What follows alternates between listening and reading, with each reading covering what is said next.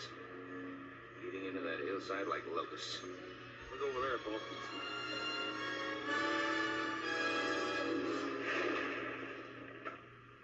That's bad enough, but now I understand they're planning to move over about 50 miles south of Crescent Mountain. Got timber there. That's what I hear. It's about, well, it's over 3,000 acres of watershed. Now, you're a land agent, Mr. Jenks. You know what that means. It means that range below Crescent Mountain will be turned into a dust bowl. Let me see that map. But Mr. Milburn is within the law, Mr. Cartwright. Anybody under the law now that doesn't own land in Nevada can go in and file a timber claim. How's that work? And under the Preemption Act, you go in, make improvements on a quarter section of land, then you can claim it for $200. Milburn owns a lot of land in Nevada. How does he get by with that? Well, he's got a lot of men working for him that don't. See, what they do is each one of these hands goes in, he claims a quarter section. Then he sells the timber off to Milburn for $1. Or he goes looking for another job. Well, that's just plain stealing, then, ain't it? In a manner of speaking, it is. But it's also legal. It's also criminal.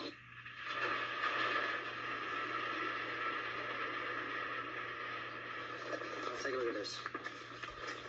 See, without that quarter section, Milburn couldn't afford to get his timber out. No access, no water. What do you think? I think you're right. Hey, Hoss, that pasture land Pa gave us last year? Yeah. I'll toss you for it. Winner take all. One of us wouldn't own any land in Nevada, would we? That's right. Call it. Head. You win. That wipes me out. I guess I can claim that quarter section out, huh, Mr. Jenks? That's right. Yeah, I think it's worth a try. I'll be better than try. Give me a day to get there, 2 days to do the improvements. I'll meet you at the Carson Land Office on Friday.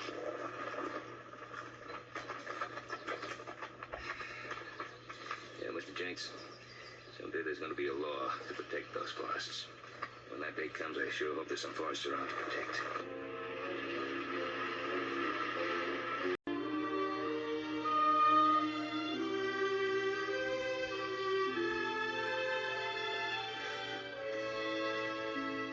Jenks?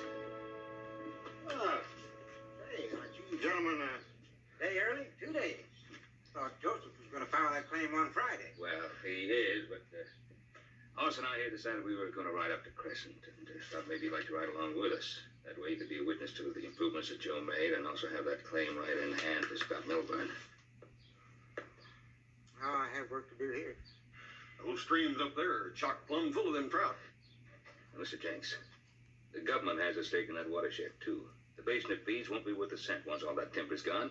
And you'll have at least 20 ranches going bankrupt. And you'll have flood and drought and more flood and more drought. Oh, and them trout are good eating, too.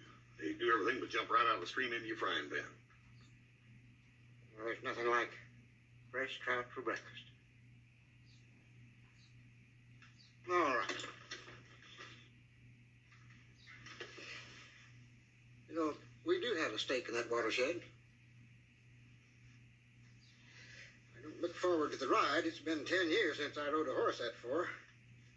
But it's a worthy cause.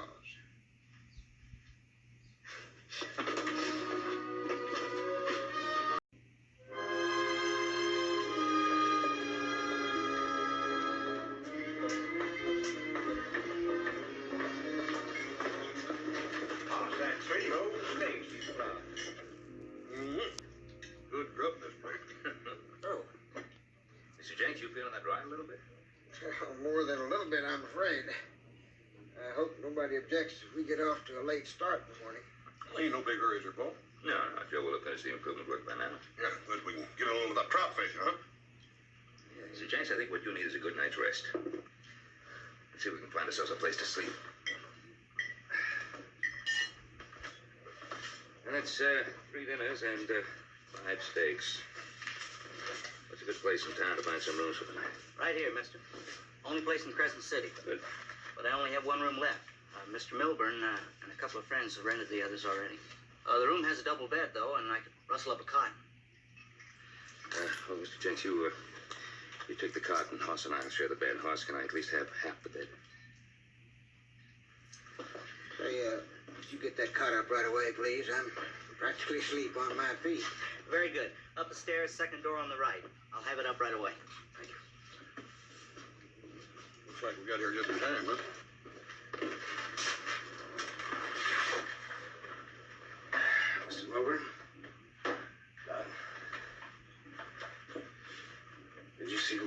upstairs. Who? Competitor of yours. Ben Cartwright. Cartwright, huh? Never met him. If I had access to his holdings, I could set up an operation that would be very lucrative, very. No chance. Mr. Cartwright is a man of principle. He believes in conservation. Conservation, that's for dreamers and fools. And for people who feel an obligation to the future. Doc's principles are showing. Kind of rusty. But they're showing. Really, Doc? You developing principles? I would if I could afford it, but I can't. That's why I work for you. A few more remarks like that and you won't. What'd you find on the mountain? Well, there's a cabin on that key quarter section. And there's two people living there. A young guy and an old woman, a sick old woman. There's no record of anybody having filed a claim. It doesn't matter who's there. I'll buy the cabin, burn it down. We better ride as soon as it's light. Come on. I'll stand you to a nightcap.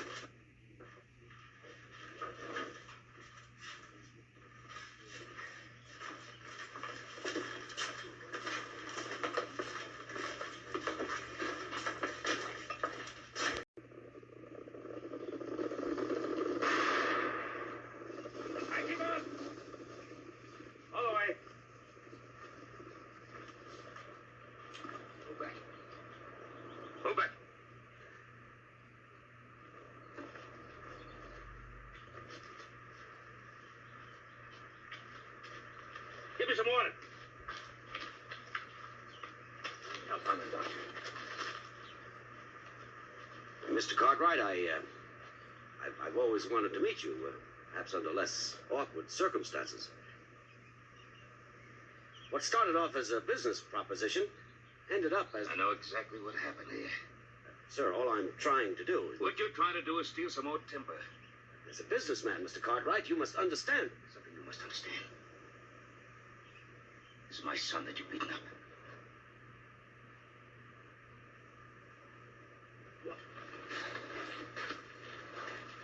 Come on. Mr. J, should bring that claim book with you? I sure do.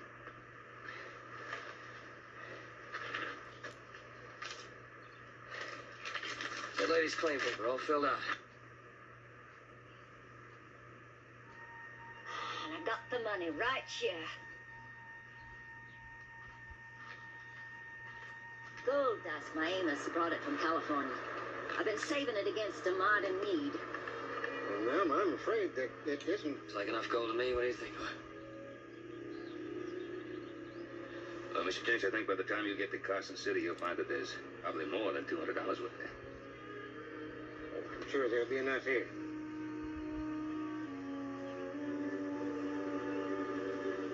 Like I told you before, Mr. Milbert, get off this property.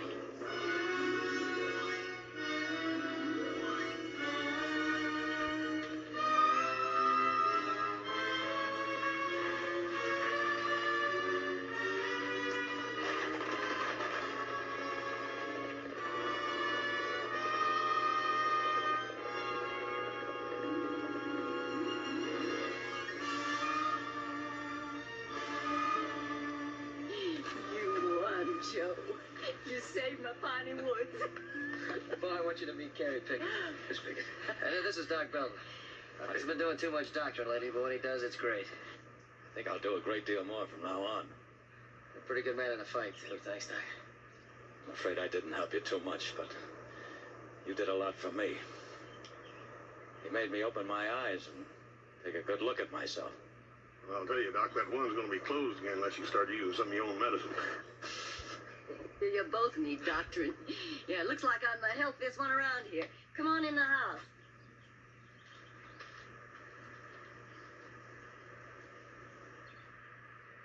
Carrie, I'll be back tomorrow to check on your hand.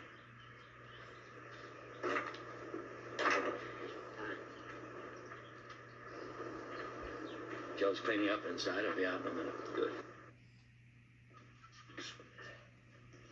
Are you all right, Joe? Oh, yeah, I'm fine. Don't you worry about me. How are you going to be? Sure you'll be all right up here alone? Oh, I'll be fine. You know, I can hardly believe it. I was so scared for so long, and now, all of a sudden, everything's all right. And you done it for me, Joe. No, it wasn't just me. We all wanted it that way. Joe. I ain't seen the likes of you since my Amos. And before, neither. If I had me 20 years less... And if I had me 20 years more. Because I ain't never seen the likes of you either. You're stubborn and you're cantankerous. They just ain't making girls into women like